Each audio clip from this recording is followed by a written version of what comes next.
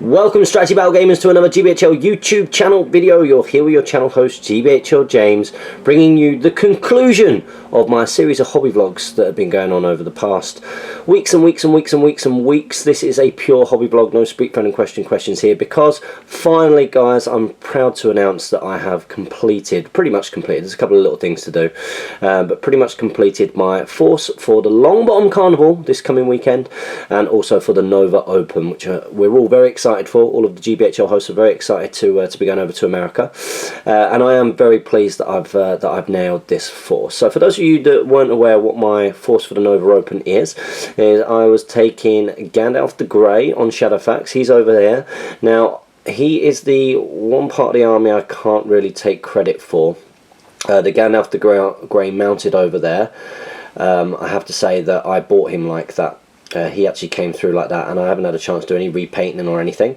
But this guy here, who is looking very beautiful, this is from Kev Lawrence of Shadow and Flame. This was just a quick job that he did for me. I did say, listen, I don't think there's any way that I'll be able to get Gandalf the Grey done. So let's give him a little bit of a twirl round and just show him off. So a nice bit of weathering at the bottom end of the cloaks there. Considering this is a job that Kev said he just rushed to put together, if you look at that, it's absolutely beautiful. So I'm very, very pleased with that. This is of course part of this is the Hobbit Escape from Goblin Town Gandalf there. Hopefully he'll never get shot off of or hit off of Shadowfax. It is going to be Shadowfax that he is riding on. And the other main hero that was coming part of this was Legolas. Now you've all seen my Three Hunters Legolas, but it's not Three Hunters Legolas, he's Breaking into Fellowship Legolas. One of my favourite models to paint before something which happened in this force, which I'll go on to in some detail. So I'm really pleased that I'm going to be able to use this guy. I was very, very happy with him. Anybody who saw the Three Hunters hobby vlogs will know that I felt that he was my best work up to that point. Maybe my favourite model to work with ever, but that potentially has been usurped, and that is by his mounted equivalent here. This is one of my, I have to just by far one of the best models I've ever painted. Not just talking about my own job, but the model itself is absolutely stunning. I think the horse, the pose of the horse and the detail on the horse and the way that the horse is unparalleled compared to anything else I've worked with horse-wise. I don't know what anybody else, whether they would agree with that or not, but I just think that this guy was absolutely amazing. Even though I didn't green stuff the joints back together or anything, he went together reasonably well and just absolutely beautiful. Now as you can see there, one of the bits that I'm probably most proud of, if I just point there, is the checkered design on the saddle cloth, inspired again by Kev Lawrence. I'm always looking at his work and thinking, how can I improve my model? And I have to say that it's quite a flat saddle cloth this, and it just lent itself perfectly to do some freehand. And at the time I was checking out the article of how to paint white horses, which was in SPG Mag 1, and he had actually done a checkered design in that. After he looked at it, he was very, very impressed with it, and he said, just top little tip, just get a little bit of orange and do like a little backwards 7 shape in the top left hand corner, and it will really make it ping out. And I have to agree that it's done that. Now the horse itself was beautiful to paint. Some of you who are on the Great British Hobbit League Facebook group will know the process that I went through. White horses and white generally is a nightmare to paint, like really, really hard. So what I did with this guy was I painted an undercoat or base coat of I think it's Dawnstone Grey, or was it Eshin Grey? I can't remember. I think it was Dawnstone Grey that I painted underneath actually. So I painted Dawnstone Grey first of all across the model on top of the black undercoat, and then I layered up from that Dawnstone Grey right up until I was using the white only for the very finest highlights, which you wouldn't know looking at it. It does look like a white horse. Now I could have gone for the more blondie coloured sort of mane and tail, but I decided to stick with what I've been working with there and just keep a little bit of consistency. Now one thing that you will notice is that if you look at the tunic of the Legolas here, or that you might notice, is that it's much darker than the one down here. If I just spin him back around, Breaking the Fellowship, And that is no other reason other than the fact that as I was highlighting up, it just felt like that was the point to highlight to. I didn't really want him to be much lighter than that in the tunic. Now there are a couple of little finishing points that I do need to do on this mounted legless. I have to still do the tops of the arrows. The feathers need highlighting, and also what I am going to do is I need to highlight up the Doomball brown quiver that his arrows are in, which is one of the last things to do. And then once that's done, what else is left to do on him? I think that's about it. Oh, I also need to put like an orcrist on him just to show that he is the new legless for this. Now I much prefer this old metal, much rarer legless model. I much prefer it to the new plastic one by a million miles. Absolute joy to paint. As you can see, I'm pretty pleased with what's gone on in the face there. You guys let me know. The eyes, it just lent itself, this model. There was something about this model where I felt like I couldn't really go wrong. Again, I do have a couple of little bits of detail to do.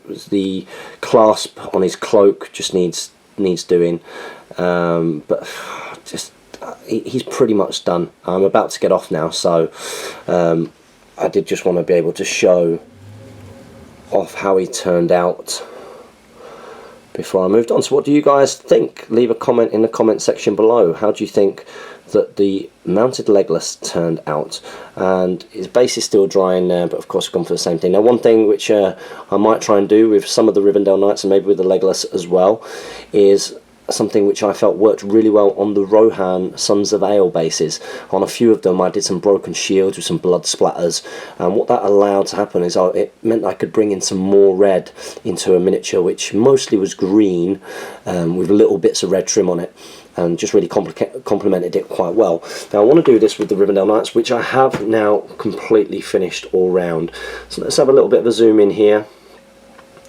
I just think it would be nice to maybe have like some dark blue, purple kind of coloured shields going on, like broken shields around some of the bottoms. I think that would work quite nicely and complement these really well, or maybe the odd dark green shield would work quite well as well.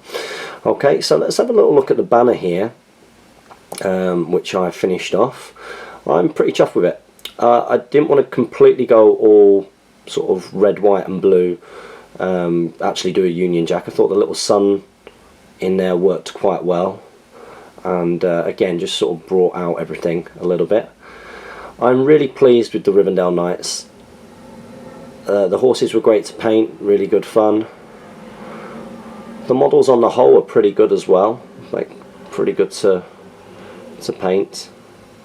So look at that guy in the background. There we go, here we go. See, what does it do?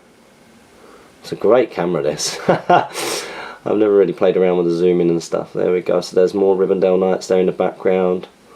Face of the horses. And then we've got this one in the foreground. There we go. Some more over here. Completed all the faces and everything on these guys. All of the highlights. The cloaks are done. Painting the cloaks just made a massive difference. I knew as soon as I got to the bit where I was painting the cloaks that I was going to be happy. The horses on the Rivendell Knights I felt turned out really well as well. They were a joy to paint, and I think painting those horses really helped me when it came to painting the mounted legless horse. It really did seem to help. There's another one there. And then of course we've got these guys over there up on the heights, and there's that captain model. Now unfortunately there we go, let's have a little look in, zoom in on his face a little bit. I wasn't completely happy with this guy's face, but I think I'm just going to leave it like that for now maybe. Let's have a little look. So this is my force for the Nova Open and for Longbottom Carnival. What do you guys think? One thing that I am having to do is, because of course you get 6 Rivendell Knights per box, and I actually need 12 Rivendell Knights for a full warband plus a captain. So I'm actually borrowing one of Jay Finnegan's Rivendell Knights to be my Rivendell Knight captain, and that will be differentiated by the fact that his ones have blue cloaks, which you'll have seen in a previous video where I showcased off that work, because it had been painted by the wonderful James Baldwin Murtaugh of Yggdrasil Painting Studios. Okay, so what is the tactics with a force like this? Well, of course, it's a very skirmish based force. This force is all about sort of forcing your opponent to make mistakes, outshooting them, forcing them to come to you where possible, moving around, pulling them out of position. And then the wonderful thing about them is that you can then hit reasonably hard once they have made those mistakes. Of course, I had the decision, did I want to put the Legolas in there, or did I want another Rivendell Knight captain and 2 more Rivendell Knights, and have 2 separate Rivendell Knight warbands? But I just think Legolas, you know, is better than them all day long, and I'm so glad I made that decision, because I got to paint this absolutely wonderful model. I honestly, guys, I cannot get over just how much fun he was to paint. And painting is not always fun. We all know this. It can be tedious at times for all of us, no matter what backgrounds. But yeah, I've just really enjoyed painting him, and it's made me sort of get the bit between the teeth to paint some other heroes. You know, slogging through the troops and then having him as a reward at the end was definitely the right way to go with this. So yeah, it is a skirmish-based force. The wonderful thing about taking Legolas, it is the new Legolas. Now, that's not there for any other reason other than the fact that I would rather, I had points left over, I would rather sort of upgrade Legolas, have that fight 7 there, Orcrist if it comes to that, but have that fight 7 there, just for when it does get to that situation when heroes are getting in, because obviously heroes are going to be one of the weaknesses for the Rivendell Knights themselves, with all the strength 4 and fight 6 compared to their defense 6 and fight 5. So the fact that sort of towards the end game, or when it does get to combat, that he's a little bit of a beast is going to help. But that wasn't any kind of underlying strategy. That only happened after, when I realised I had points spare. And what I didn't want to do was take Alfred and maybe put him with the old Legolas on horse. I just really didn't want to do that. I wanted there to be some kind of theme to this. So although, you know, Legolas really, Rivendell Knights, you know, it's not complete there. I guess, you know, Gandalf the Grey certainly, with the Rivendell Knights seems to make sense. But maybe Legolas not quite there. However, you know, it's not completely far-fetched, and there seems to be some kind of theme here with them all obviously being mounted. Now, we've got Gandalf the Grey over there. Again, is him being on Shadowfax some kind of strategy? No, I just added the extra points there, and it's just instead of taking some of those models that are like free drops, you know, one thing that I could have done was take some, like a mounted Ranger of the North or something, instead of taking new Legolas, just drop in an extra little bit of might there. Gives me a free drop as well, but I didn't really want to go down that kind of route. So yeah, new beastie Legolas it is. Gandalf, of course, is there to, 1, provide cast blinding light, so when it comes to shooting battles, having Legolas, of course, is going to help me versus other blinding light, and also take down sort of key pains in the bum, as it were. But then I've got blinding light, and of course I've also got the fact that I've got defense 6 on all of my Rivendell Knights, and there is also the in the way for the horses, so I should be in a position to win a lot of the shooting battles that are out there. So he's going to help with that, and of course help shut down enemy heroes as well. It was between him and Saruman the White, but I like Gandalf, and I wanted to sort of play it a little bit more defensively, I think. So Gandalf sort of gives you that more defensive magic, as well as being able to do some of the offensive stuff as well. Okay, so that's the force. That's it. I hope you guys like it. I hope you like how it's turned out. It's been a lot of work, but I now need to come play test with it. I've only played with this army once. I've only played with it once, which is a bit of a pain, but you know, that's the way these things go.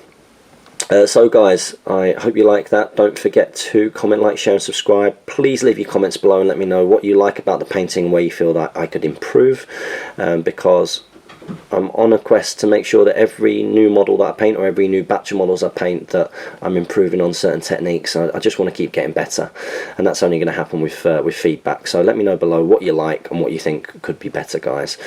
Make sure that you follow us on Twitter and that you like our Facebook page. That's really, really important. And if you do get a chance and you're feeling generous, if you could support Jamie on Patreon, that's great, because he doesn't have a job at the moment and he would like to try and turn his Patreon page into a bit of a full-time job. So as ever, guys, support your Hobbit hobby and happy strategy battle gaming with a nice finishing shot of this gorgeous mounted Legolas. There he is. Bye, guys.